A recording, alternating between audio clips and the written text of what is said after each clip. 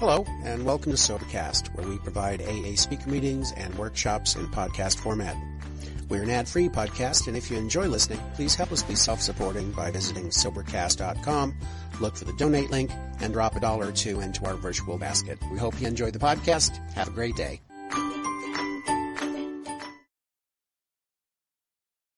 Give an enthusiastic welcome to Adam T.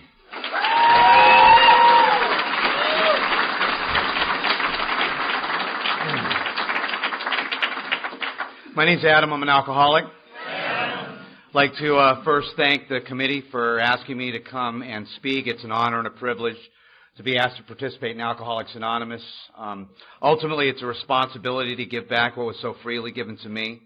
I want to welcome you guys that are new. If you're trying AA one more time, if perhaps you don't think this will work for you, if you don't want to be here, I didn't want to be in AA. I didn't aspire to this. I hated all you happy people. And, I stood up as a newcomer for 17 years. It became ridiculous. And, I had so many key tags and chips. I could have played poker with them. It was ridiculous. And, I don't mean to be funny, but I did that walk of shame over and over and over. And, I know the old timers were judging me, if you're new, we're judging.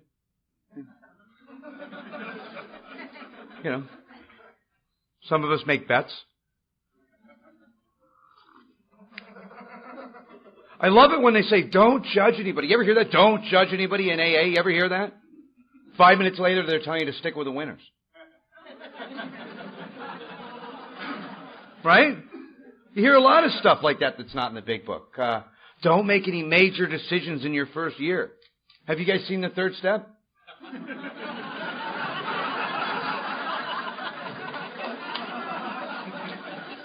What's the other one I love? Don't get in a relationship in your first year. No one knows if that works. No one's ever done it. But the one I love is God doesn't give us more than we can handle. And if that was true, I wouldn't need God's help. And the longer I've been in Alcoholics Anonymous, the longer I've been separated from alcohol, the more that I've come to terms with the fact that I absolutely do need God's help. And Alcoholics Anonymous has done for me what I could never do for myself. It's done for a lot of us collectively what we could never do for ourselves. And, as I always say, and I'll probably say it again, if I live to be 100 years old, I could never pay Alcoholics Anonymous back for that freedom that I have. And, I always heard that gratitude was, a feeling, and I thought gratitude was a feeling. And, my sponsor pointed out that gratitude for me wouldn't be a feeling, it would be an action. And it would be demonstrated through what I would be willing to give back to Alcoholics Anonymous as gratitude for my freedom. And, it just became ridiculous. I was so filled with guilt and shame, alcoholic ego about being a newcomer that, eventually I started coming to meetings drunk. And the funny thing about AA these days is if you see a guy drunk in the rooms, people are like, what's he doing here? Right? With the event of treatment, which swoops a lot of us up at our most desperate moments, you don't see people drunk in the rooms of AA. But, what I would do, we have these late night meetings in Los Angeles, 10, 11 o'clock at night. I would go to 7-Eleven, get a big gulp cup, fill it up with liquor, put a little Coke on the top, and I would go to late night. Do some of my best sharing.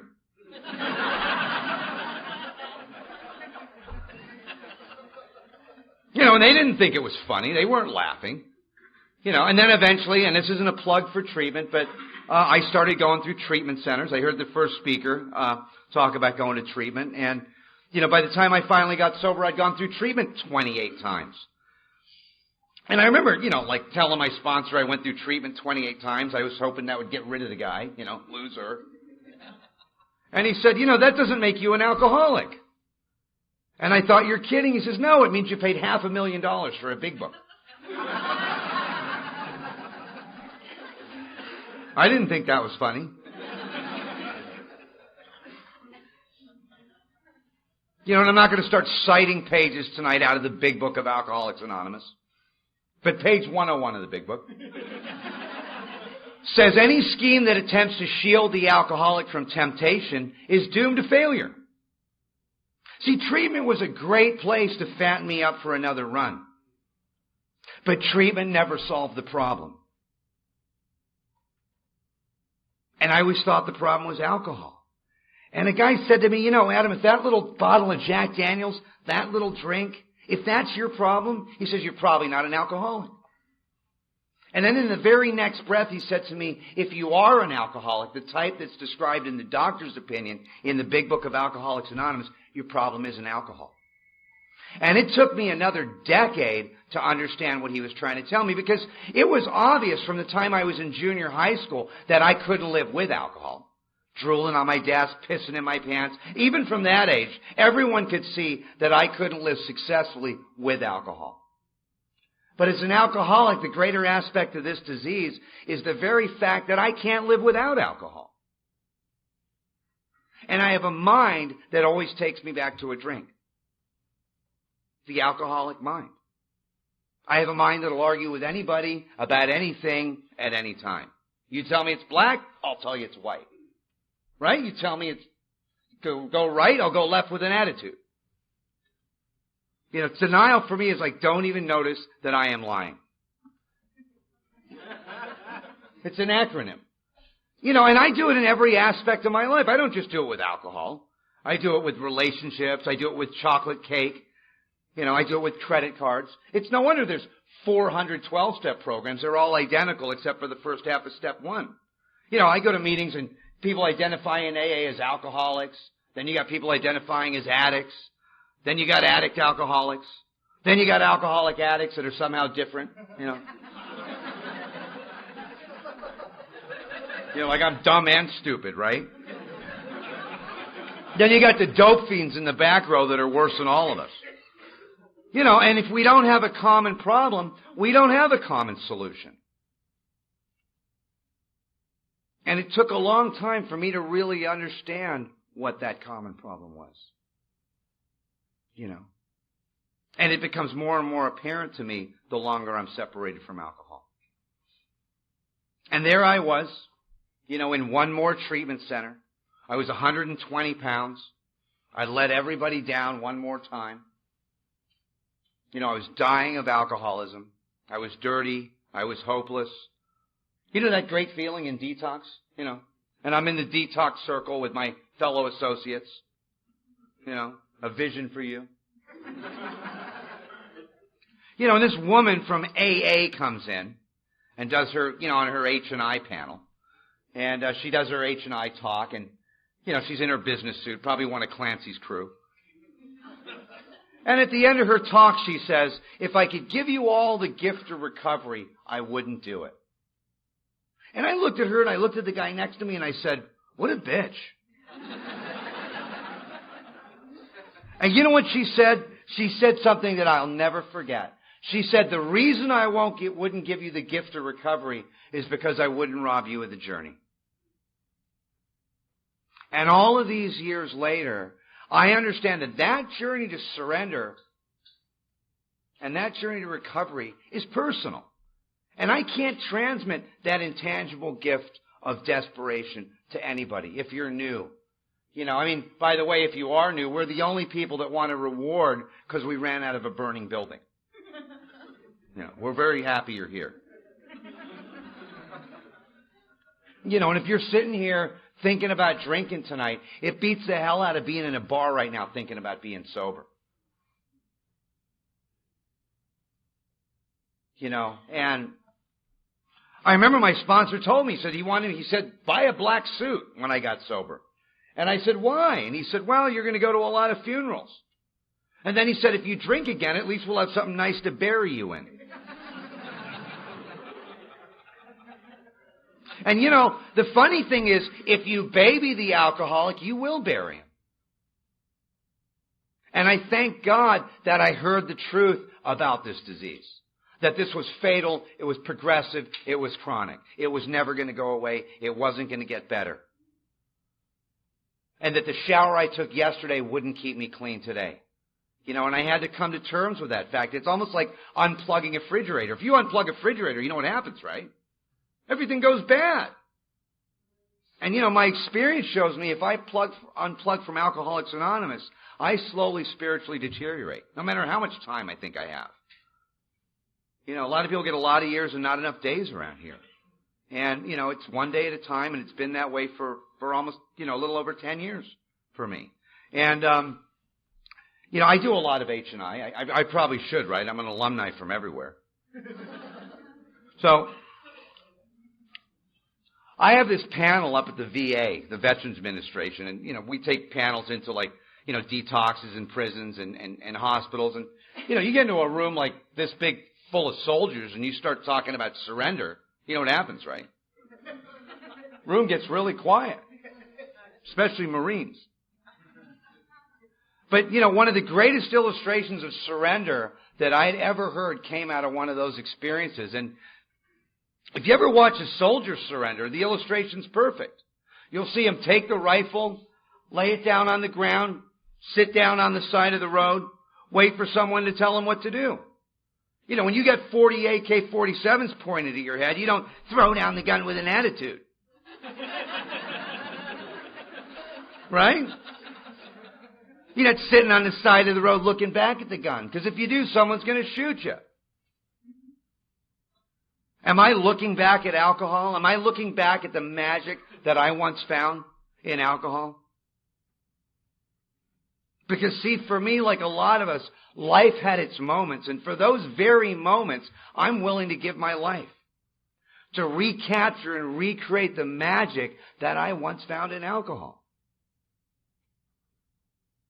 And unless I can find that sense of comfort and ease that I sought from alcohol through this process, there's no way I'm going to stay here. It took a long time for me to understand. People say, don't drink no matter what. I'm like, why don't you join Nancy Reagan's merry band of winners and just say no? I drink no matter what. And the first speaker was talking about that. I can't bring into my consciousness with sufficient force the pain and suffering of a week or a month ago. I have no effective mental defense against the first drink. Which is really just another way of saying I never took my first drink drunk. With what I think is a perfectly sound mind, it takes me back to alcohol. And that journey to pitiful and incomprehensible demoralization that we talk about is personal. And thank God we don't shoot our wounded around here. This room would be empty. And I thank God that the old timers continued to reach their hand out and say, just keep coming. Just be quiet. Have a cup of coffee. And some of my dearest friends have died of alcoholism, and you can't give it to somebody. I wish I could give that gift of surrender to you if you're new. And, for me, there was a direct relationship between willingness and surrender. You'll never see anybody more willing to work the program of Alcoholics Anonymous than the guy that comes crawling in the room after a long, hard run. He'll do anything, right? 90 meetings in 90 days. He'll take a commitment. First day out of detox, he wants to take the coffee pot home. Right? That's how we lose half our literature. And that same guy, 30, 60, 90 days later, is looking at me saying, you mean we got to go to meetings every day? And like a prize fighter that throws in the towel, what I would do is I would take that towel back one little piece at a time, over and over and over again.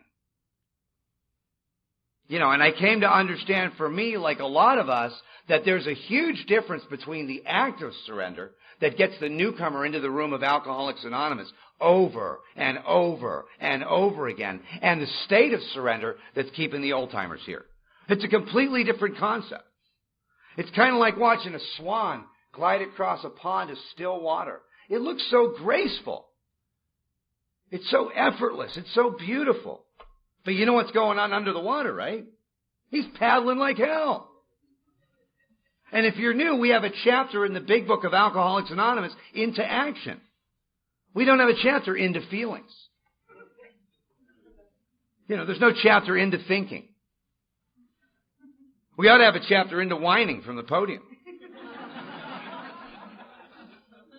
And what happened to me, like a lot of us, is I became willing to set aside everything that I thought I knew about AA, about God, about the 12 steps, so I could truly have a new experience with this. You know? And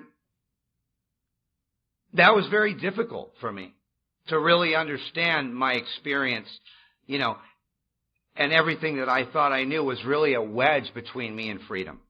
And I had to be willing to set aside all of those old ideas. And as an alcoholic, there was a huge difference between compliance and surrender. There's a guy by the name of Dr. Harry Tiebout, who's one of the contributing members to some of our original literature, and you can look him up on the internet. And he talks about the difference between compliance versus surrender. And I've been in compliance with Alcoholics Anonymous for years. Doing it for sober living, doing it for the judicial system, doing it for the parole department, doing it for family services. I mean, where I live, they do it for the trust fund.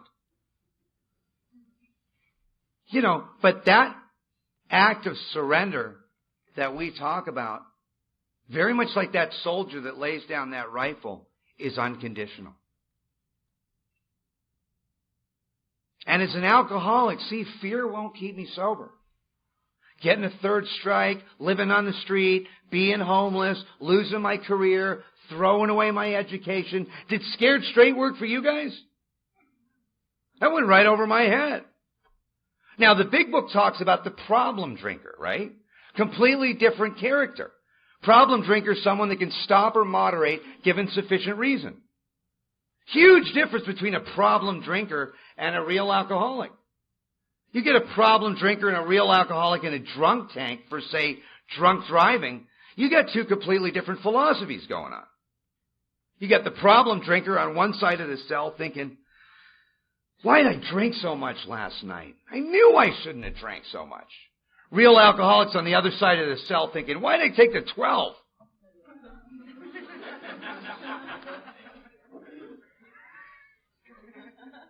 You know, the court card people never laugh at that.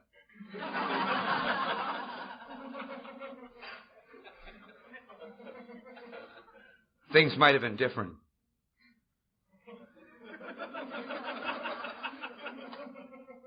And that's the compliance line that we see, you know, at a lot of meetings. You know, and I had a court card for 5 years. I had a court card. And, you know, I wasn't ready until I was ready. You know, and no one could give me, you know, that gift of surrender. You know, if I really look at it, problem drinker's wife says, you know, if you don't stop drinking, I'm leaving you. Problem drinker cleans up his act, right? Doesn't drink in the house. Gets a little Visine. Now, if my woman says to me, honey, if you don't stop drinking, I'm leaving you. You know what I'm thinking, right? I'm thinking about single life. Now, just looking back at my relationship to alcohol, if anything got in the way of booze, it was out of my life. Relationship, career, education, all of it. Alcohol is very selfish. And eventually for me, if anything got in the way of alcohol, it was out of my life.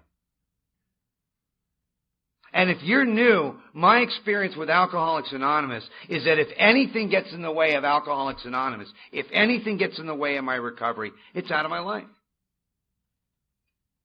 You know, a woman, I don't care how beautiful she is, how much she loves me, how good she makes me look. I remember the first time I said that from the podium, there she was in the back of the room. She's like, sweetie, you don't look like an alcoholic. Why do you got to go to all those meetings? You're not speaking again, are you? Your recovery's getting in the way of our relationship. A couple months later, we're having Thanksgiving dinner. You know, I'm at the head of the table all dressed up. And I'm with her family. Out comes the exotic wine. And she's like, sweetie, you can have a glass of wine. It's just one glass of wine. 4 more rehabs. I know, I stole her purse that night. Went and bought an outside issue.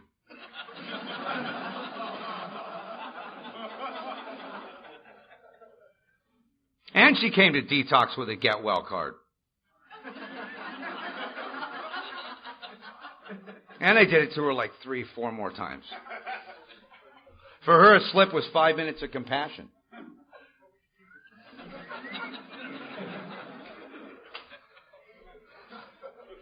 I always say, you guys know the difference between a toilet seat and a codependent? The toilet seat doesn't follow you around after you poop all over it.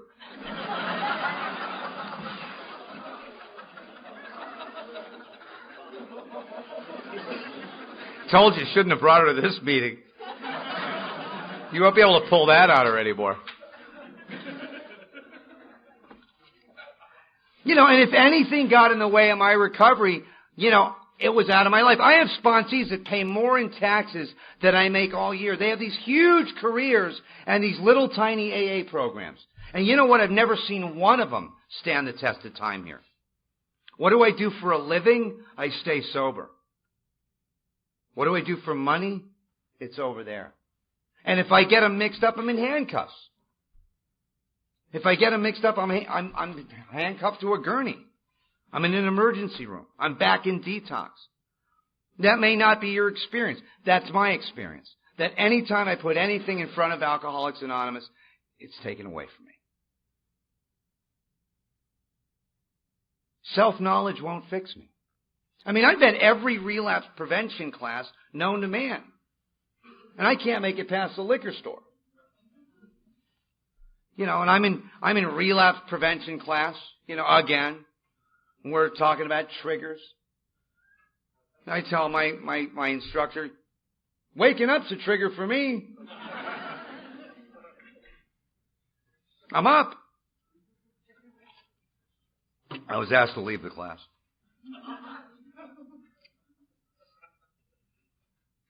And there I am one more time behind a dumpster on Skid Row, drooling on myself, reciting chapter 5 out of the big book. And the bum next to me is like, will you shut up, man? You're ruining my high. And I'm crying because I can't get back here. And I've got a head full of Alcoholics Anonymous, and I got a belly full of booze, and I'm separate, different, and alone one more time.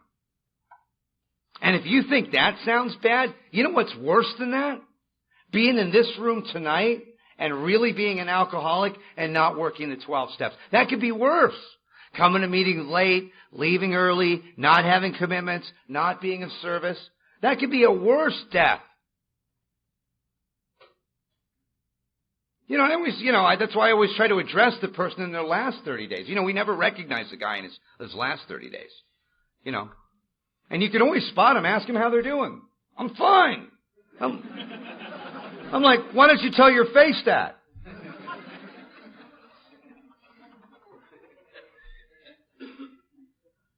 And it's tragic because we always hear about it later. So-and-so blew his brains out or committed suicide or drank again. See, the knowledge was necessary, but it was insufficient to keep me sober. The knowledge about recovery was something that helped me to win the confidence of a newcomer, where no one else could, where the clergy couldn't do it, where the therapist couldn't do it, where the drug and alcohol counselor couldn't do it, where the parole department couldn't do it. Another drunk was able to win my confidence because he lived like I did. He felt like me. Not just in active drinking, but more importantly, in untreated alcoholism. And he was able to share his experience, strength, and hope with me in the insanity that precedes the first drink, in the delusion that I live in the resentment that drives me crazy, in the selfishness. And thank God that we have a common solution. You hear it at every meeting. Where I go to meetings, they say, keep coming back, it works if you work it. Have you ever noticed they don't say, keep coming back, it works if you know it? I told my sponsor I had a degree when I came to AA. And you know what he said? He said, thermometers have degrees. You know where they stick those?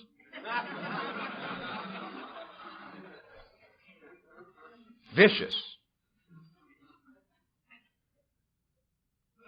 Oh, just play the tape through. That's another one I love. Just think it through. I mean, I'm driving my brand new car down the freeway past Skid Row. You know, I live in a big city, and I think about Skid Row, and you know what my head tells me? Skid Row wasn't that bad. Just give me a toothless honey in a cardboard box. I can make it on Skid Row. Where I live, it's warm. And that's insanity. You know, I always thought insanity was doing the same thing and expecting different results. Isn't that what most people say in AA? That's not the insanity I deal with. I have another type of insanity. It's doing the same thing, knowing exactly what's going to happen, and doing it anyway. At least the other kind of insanity, doing the same thing and expecting different results, at least there's some hope there.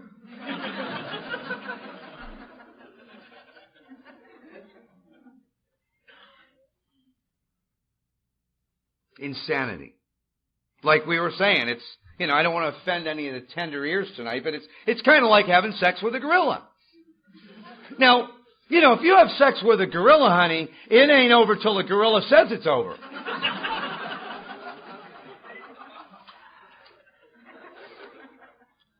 You get the gorilla back in the cage, you know what happens, right? Starts looking at you again with those loving eyes. Remember how it used to be? It's like a sadistic lover. I promise I won't hurt you this time. Just let me out for a second. What's the other one? No one's going to know. I mean, that's the way the disease talks to me. I don't know how, you know, it talks to you, but, you know, goes on and on. It's like my sponsor was talking about people that, you know, are constitutionally incapable of being honest with themselves, and I'm looking around, and he said, what are you looking at? They're talking about you. That I have this peculiar mental twist, this obscure way of looking before I take that first drink. I mean, I will tell myself it's okay, and then I'll step around the podium and believe it.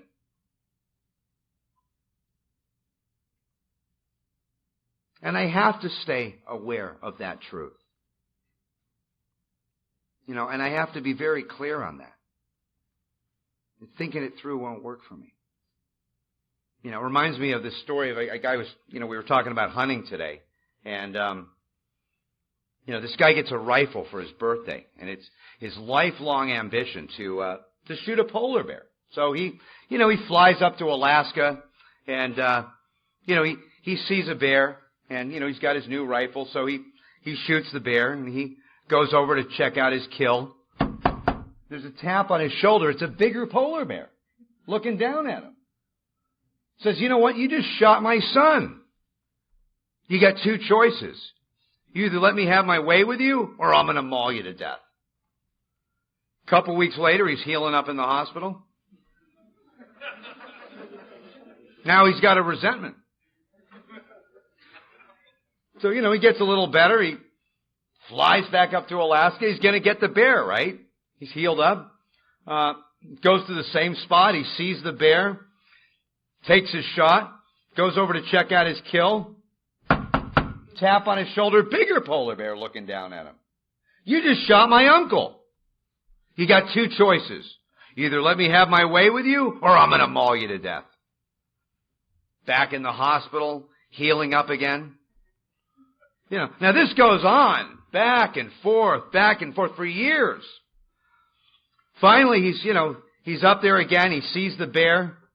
You know, he takes his shot, goes over to check out his kill, tap on his shoulder. It's the king of the polar bears looking down at him. The king of the polar bears says, you know, we've been watching you. You're not really up here for the hunting, are you?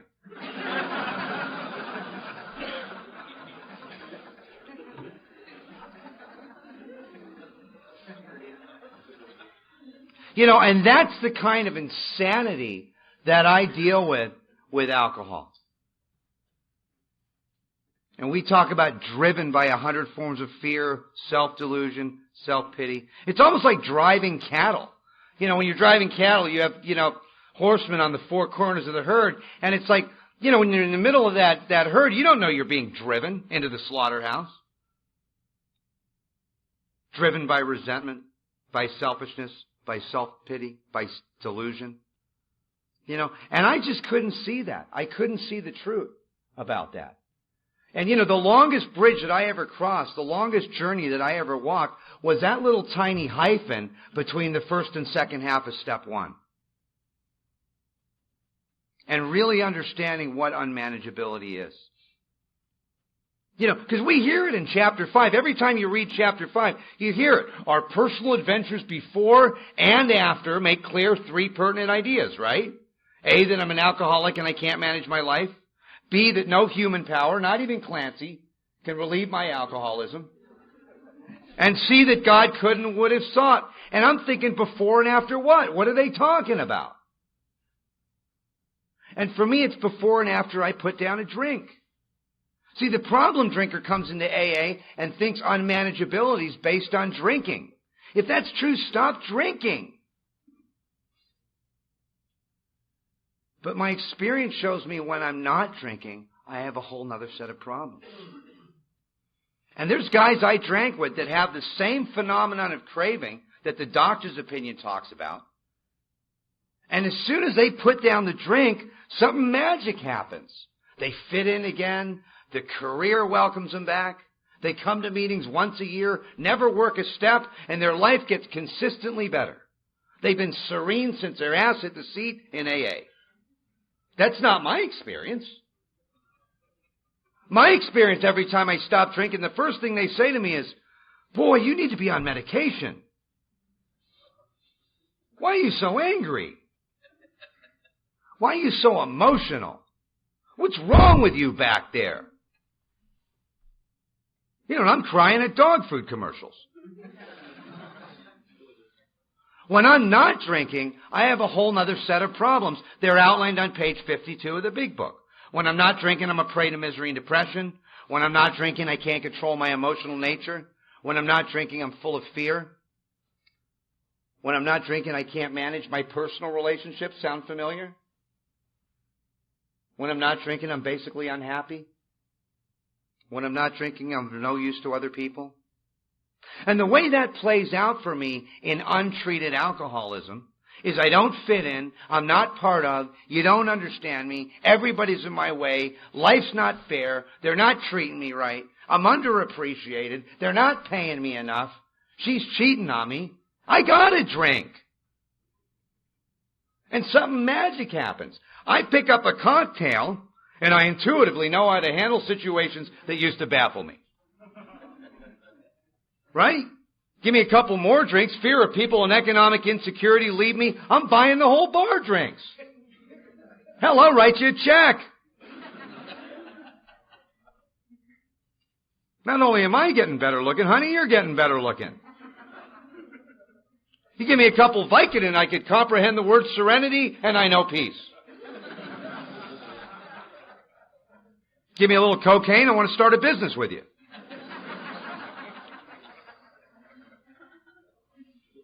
Get me down to my last $20, I'll show you how my experience will benefit others. Now, you know what? If you're laughing at any of that, there's something really wrong with you. Because that effect does not occur in the normal or temperate drinker. Alcohol is supposed to be a depressant. That's why normies have 2 drinks and they go, I've had enough. I'm feeling it. And for me, alcohol creates that sense of comfort and ease. It makes my life seem manageable. And unless I can find that sense of comfort and ease that I sought from alcohol through this process, there's no way I'm going to stay here. And there's a relationship between God and alcohol. What it says in the promises is we suddenly realize that God could do for us what we could not do for ourselves. Didn't some of us suddenly realize that alcohol had done for us what we could not do for ourselves? And you can see that relationship between God and alcohol by substitution in the promises. You get into the ghettos in this country where everything's been burned to the ground. There's always 2 things that stick out. Churches and liquor stores. You know why? Because they both give man hope. And if you're a newcomer, when we wish you the gift of desperation, that gift of hopelessness where everything that I call self-reliance had failed me, had to be burned to the ground for me to become willing to take actions here that I didn't believe in. You know, there's a letter from Bill Wilson to Carl Jung, and he talks about the relationship between spirits and spirituality, or God and alcohol. And for people like me, alcohol is an artificial means to a spiritual experience. These 12 simple steps are a practical means to a spiritual experience. You take the booze away from me, you don't give me something better, I'm a dead man. Because it was alcohol that gave me the courage to walk across that dance floor and ask that beautiful girl to dance. It was alcohol that gave me the guts to go after that big job. It was alcohol that gave me the courage to go on that audition. It was alcohol that gave me the wings to fly. And when I'm not drinking, I'm separate, different, and alone by nature. When I'm not drinking, I'm chasing you 4 exits past my exit on the highway. I'm jumping up and down on your hood in traffic. You know, when I'm not drinking, I'm counting your items in the checkout line. You got 11. See, you guys do that up here too.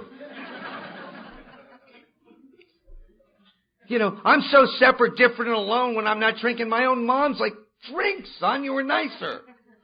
Have a cigarette while you're at it. Another outside issue. You know, unless I can find that freedom that I sought from alcohol through this process and actually find it through the 12 steps, there's no way I'm going to stay here. You know, it's like we're on a train, and the train goes to one place. The train goes to jails, institutions, and death. That's the only place it goes. Now, right now, we're at a station. But my experience shows me that without this process and the 12 steps, I will get back on that train again. There's a guy named Chuck C., and he said the real problem here isn't alcohol. He said the real problem is a conscious separation from God. And then he points to the 11th step where you see the solution, conscious contact with God. And the bridge from 2 to 11 for me was steps 4 through 9. You know, and I became willing to take those actions that I didn't believe in. Maybe what they should say in AA is, rarely have we seen a person fail that's done steps 4 through 9. Rarely have we ever seen anybody do 4 through 9. What I do is the notorious AA waltz. 1, 2, 3, drink. 1, 2, 3, drink. And I'll turn my will and life over to anything but that which will solve my problem. That's why we always say, if you want to hide something from a newcomer, you know where to put it, right? Stick it in the literature. They'll never find it. There's only one thing alcoholics do in moderation. You know what it is? The steps. And that's a tragedy. You know, and I had to come to terms with what he meant by a conscious separation from God. And it was simple. I didn't want to pray to God. You know why? I didn't want God to find out where I was.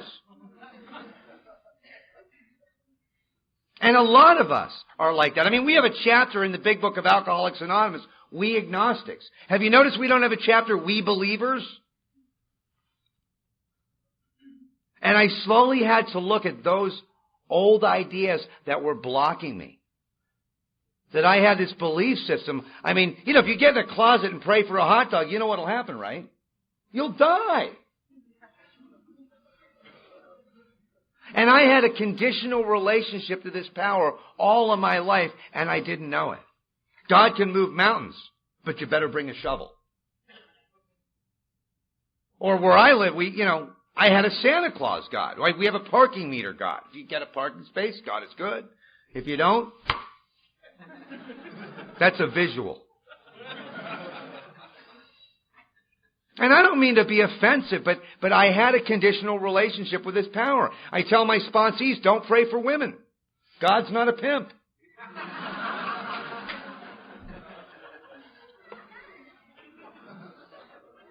And what Alcoholics Anonymous and the 12 steps eventually did for me showed me a way to be rid of these old ideas about this power that were blocking me from a spiritual experience. And it was an evolutionary process.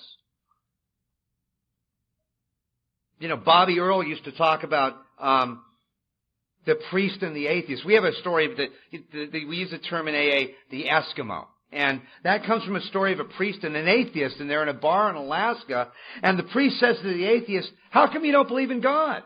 And the atheist says, "Oh, I tried God once." And the priest says, "Well, what do you mean?"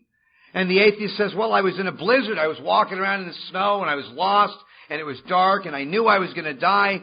So I got on my knees and I said, 'God, if there's a God, help me, I'm going to die.'" And the priest looks him right in the eye and he says, "Well, you're sitting here, you must believe in God." And the atheist says, "You don't understand. Right after I got off my knees, I bumped into this Eskimo, and he showed me a way back into town."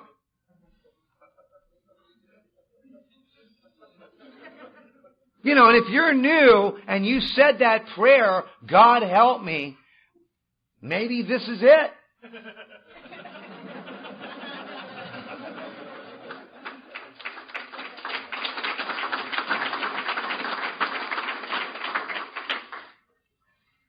There's a poem in Notre Dame. It says, "I sought my God I could not see. I sought my soul I could not free. I sought my brother, and I found all three."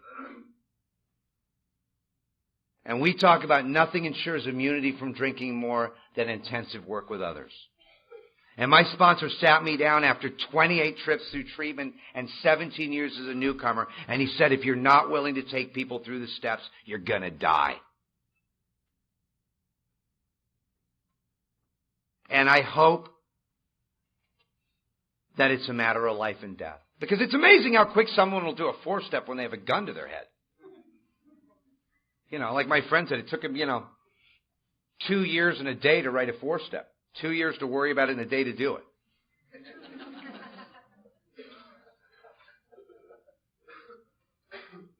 That which will solve my problem. And, it was the bridge for me from faith to trust. There's a huge difference between faith and trust. It's like if there was a high wire, across the room, like a high wire between two buildings, and, a guy came out pushing a wheelbarrow across the high wire. We don't look up at him and think, "Oh, he'll probably make it." That's faith. You know what trust is? You get in the wheelbarrow. And that wheelbarrow for me was steps 4 through 9. That I became willing to take actions that I didn't believe in. And Wilson talks about me being the actor, trying to be the director, forever trying to arrange the lights, the ballet, the scenery, and all the players, if only people would do as I wished. But what I never considered in that scenario is, like a play, I had given God a role in my play. And when God didn't meet my finite human expectations, what I did is I slowly became separate from that power. And what Alcoholics Anonymous has done for me, like a lot of us, is shown me a way to be rid of those old ideas. You tell a 5-year-old kid, "I want you to go in your room and straighten out your room." He doesn't want to do that. You tell that same kid, "I want you to go in your room and I want you to throw out all your old stuff and we'll take you and buy you new stuff." How long would that take? At some of these we balked.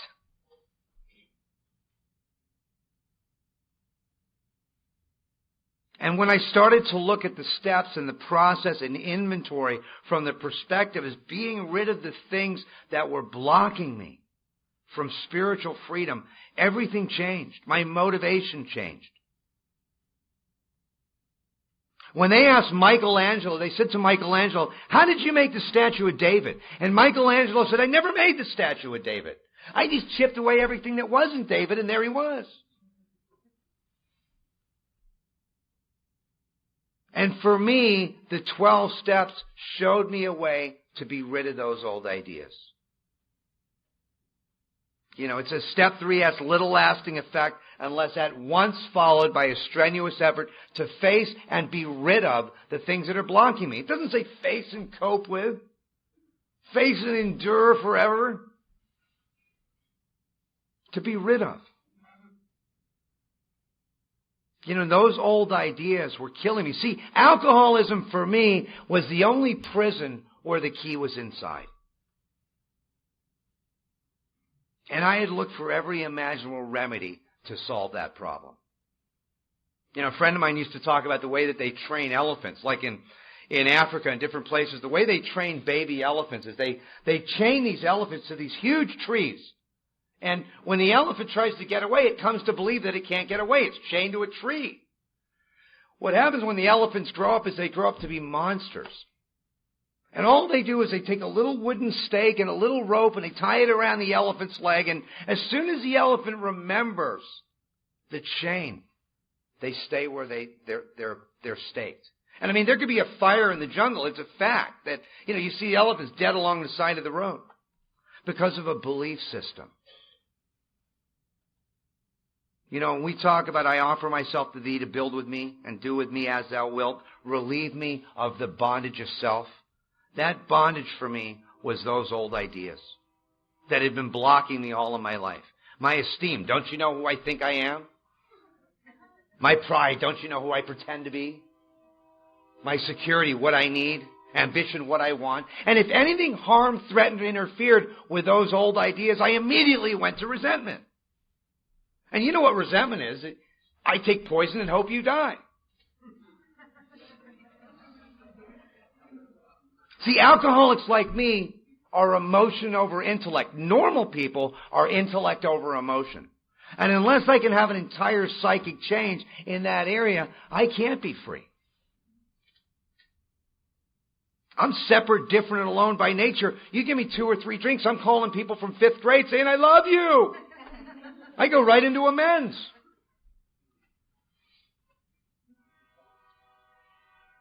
And this process for me, like a lot of us, showed me a way to be rid of those old ideas. And rid of is synonymous with remove in step 6 and 7. So this guy comes up to his sponsor and he says, you know, I was in a restaurant last night and I paid with a 20 and the waitress gave me change for a 50 and I don't know what to do. So the sponsor says, you know, you should give the money back. The girl could lose her job. So he gives the money back. A couple weeks later, the sponsor and sponsee are having dinner and the sponsor pays with a 50 and the waitress gives the sponsor change for 100. Sponsor puts it right in his pocket. So they get outside the restaurant, and that's what the sponsee said. He couldn't believe it. I saw that. She gave you too much money. Why didn't you give it back? Sponsor looked him right in the eye and said, it bothered you.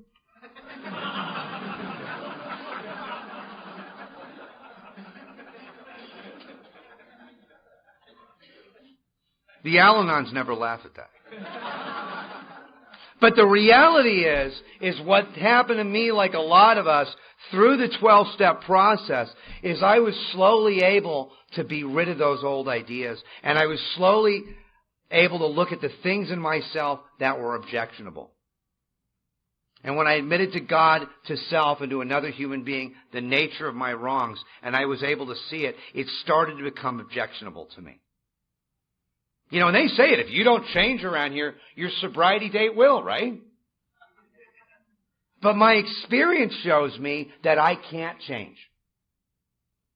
My experience I'm working on my defects. It's like I can't seem to work on them without God's help. You know, and just like I came to a surrender with alcohol in step 1, I eventually had to come to another form of surrender. With gluttony, with greed, with pride, with envy, with sloth, with anger. You know, so I put down the drink, and what do? I pick up the fork. Next thing you know, I can't see my feet. You know, and I'm in liposuction. You know, that's gluttony. Then I pick up the credit card. I put down the fork, I pick up the credit card. You know, I'm going to fix what I did with the fork with the credit card, right? You know, and then I'm in bankruptcy court on my knees in 6 and 7, saying, God, I can't live like that. Then I start acting out in the rooms. Can't go to that meeting again. Can't go to that meeting again. And it's like I can play musical poisons all day long in the first step and never really address the problem. What the big book says is when we straighten out spiritually, we straighten out mentally and physically. And, I remember my sponsor said to me, he said, what do you want from Alcoholics Anonymous? And I grew up in Malibu. I said, I want a yacht and a Learjet. I had an ego. And you know what he said to me? He said, if you work steps 4 through 9 and you consistently live in 10, 11, and 12, what you'll get is a quiet mind and a loving heart. And I looked at him and I said, what do I want that for? But you guys know what the opposite of a quiet mind is, right? It's a mind that won't shut up. It's a mind that's up at 3 in the morning telling you you're a loser. You're fat. You know that job you got, they're going to do the background check on you. It's telling you right now your girlfriend's with her ex while you're here at this event. You better check your text messages. It's the mind that's up 5 minutes before me every day telling me you're a loser. You don't need to go to these meetings. And what's the opposite of a loving heart? It's a vindictive heart. It's a prejudiced heart. It's a resentful heart. And all of my life I was crucified between two thieves, yesterday and tomorrow.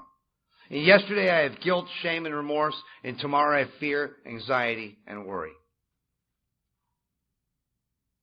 And the reality of the inventory is resentment deals with my past, fear deals with my future, and conduct deals with the present. And our spirits are kind of like a body of water. When they're perfectly still, they best reflect the heavens. Now, I know how to get there with a bottle of liquor. But again, unless I can find that sense of comfort and ease that I sought from alcohol through this process, people like me won't stay here.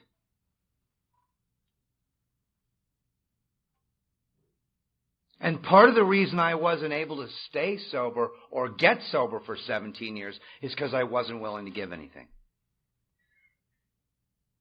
And my sponsor said, the reason the grass is greener, you know why the grass is greener over there, right? It's because they're watering it.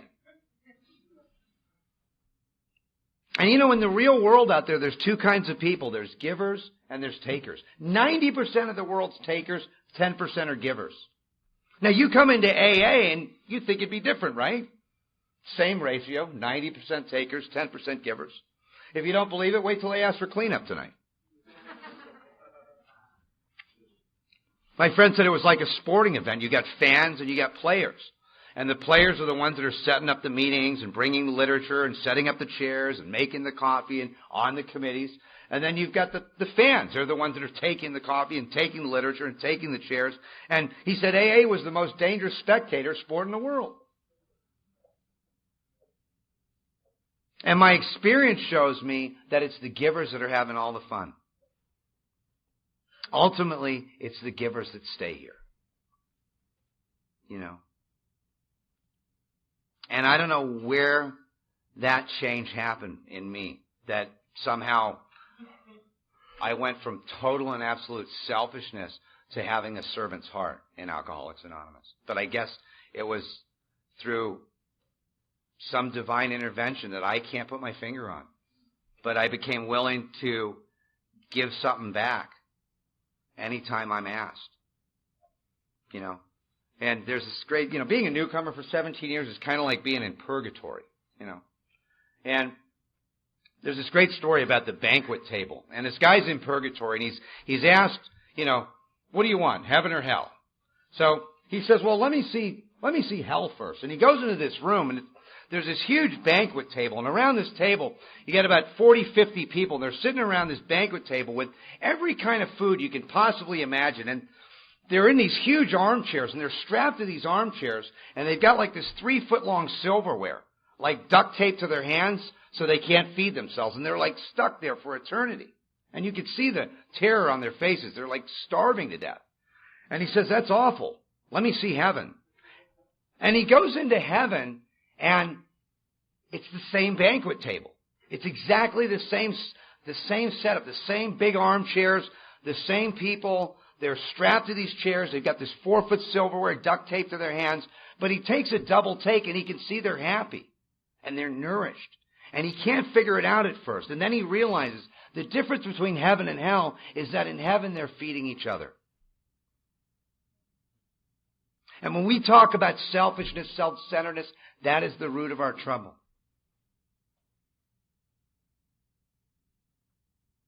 it became a matter of life and death for me. And I hate to say it because I know that it'll piss a few people off, but my life's so good there should be background music.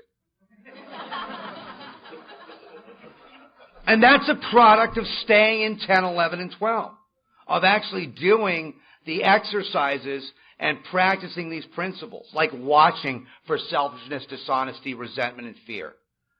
Asking God to remove them, discussing them at once, turning to someone I can help, continuing to live in 11 and pray for God's will, and being of service.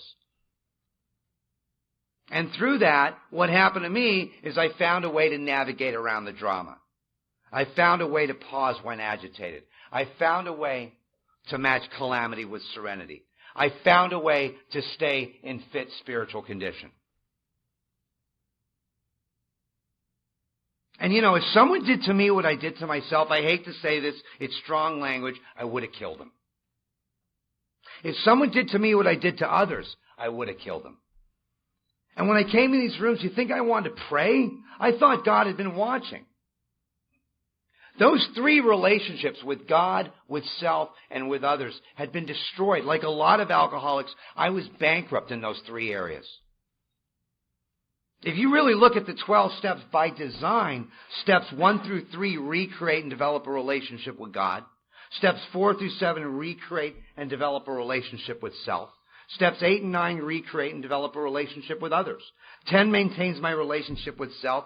11 maintains my relationship with God. And 12 maintains my relationship with others. So for the first time in my life, I'm able to live in harmony in those 3 simple relationships.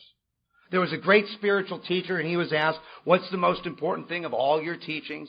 And he said, love God with all thy heart and love thy neighbor as thyself.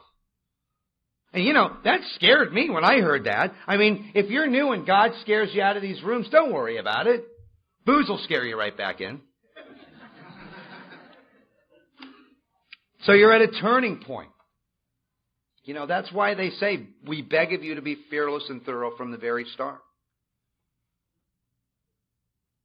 One of the oldest stories in Alcoholics Anonymous, probably been around since the 40s, is about this little kid. He's about 5 years old, and he wants to play with his dad, and he's trying to figure out he wants to play with his dad, and the dad's like an accountant. He's really busy.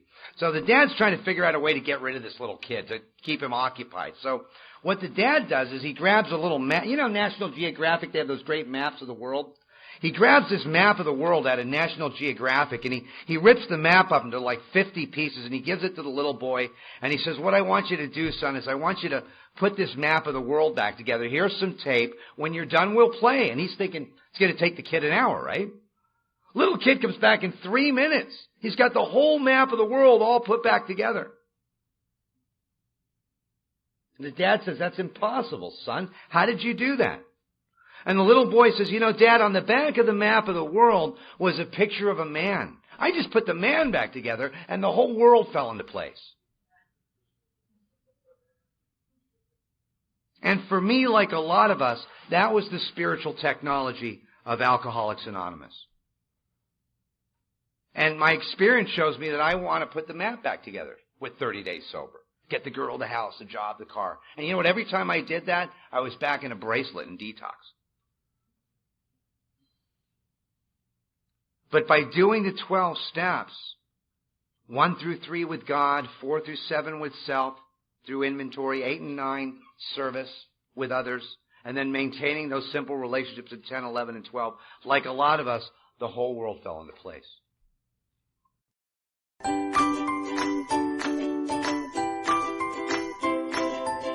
Thanks for listening. I hope you enjoyed the podcast. Sobercast is ad-free, and we'd like your help in order to keep it that way. So if you'd like to help us be self-supporting by pledging $1 or $2 a month, visit Sobercast.com and look for the donate links. Thank you very much.